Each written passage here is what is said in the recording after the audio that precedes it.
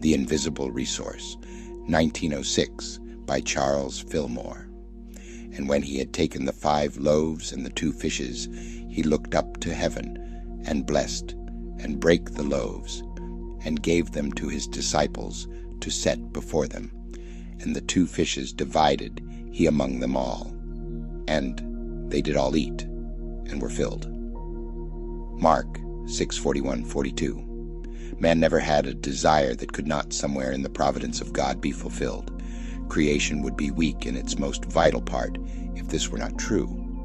Desire is recognized as the onward impetus of the ever-evolving soul, as it builds from the within out, and it carries with it fulfillment as a necessary corollary. All is mind, and the things that appear must be statements of mind. Thus, mind is, and it also appears to be. The isness of mind is but the one side of it. Being is not limited to the level of isness. It has all possibility, which includes the breaking forth of its inherencies into the realm of appearance. Thus, mind has 2 sides, the invisible and the visible. Neither can be left out of a true philosophy. To say that mind is all, and at the same time deny that the things that do appear have any part in that allness, is to give place to but one half of the great truth. Every mental problem has its statement. That statement is made in response to the desire to know experimentally whether the ideal concept is capable of proof. A variety of factors are involved in every statement of a mental concept. These factors are not an integral part of the statement itself, but it is through them it is worked out.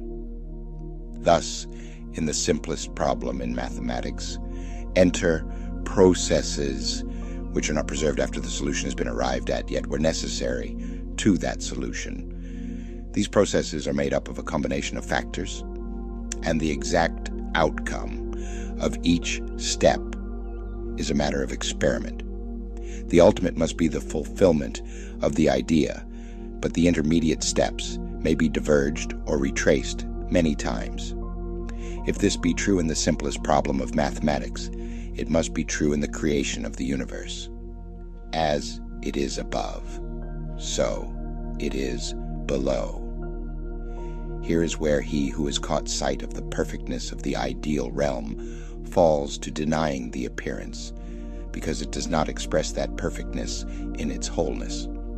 With like judgment, the student in the depths of a mathematical problem would suddenly erase all his work, because the answer was not at once apparent, though he may have completed but a portion of the process leading up to that answer.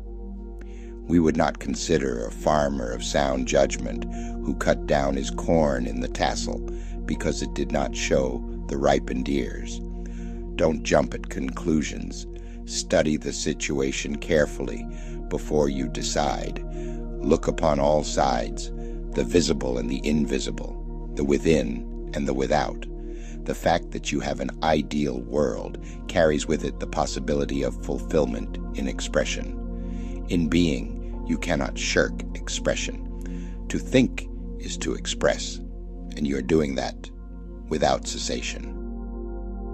You may deny that these things of the world have existence, yet so long as you live in contact with them, you are recognizing their place. A wholesale denial of their existence keeps you, even as a house, divided against itself. A reconciliation must take place before you can demonstrate the power of the Christ man over death.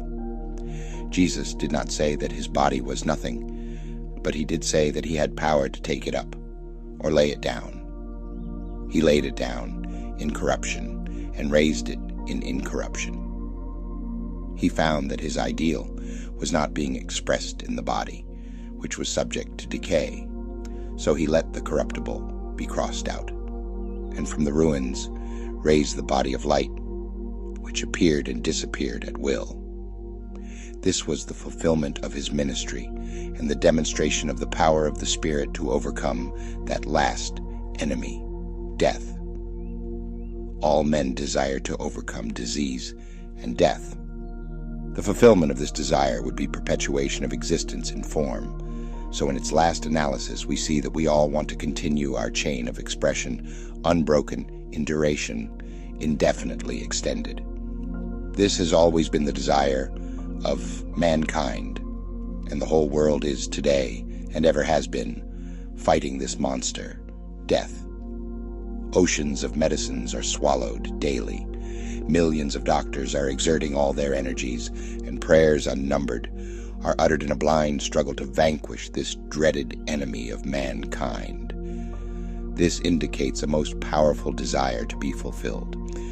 Jesus showed how it might be done and gave the recipe. He said, "Verily, verily, I say unto you, if a man keep my sayings, he shall never see death." He also said, "The word which ye hear is not mine, but the Father's which sent me.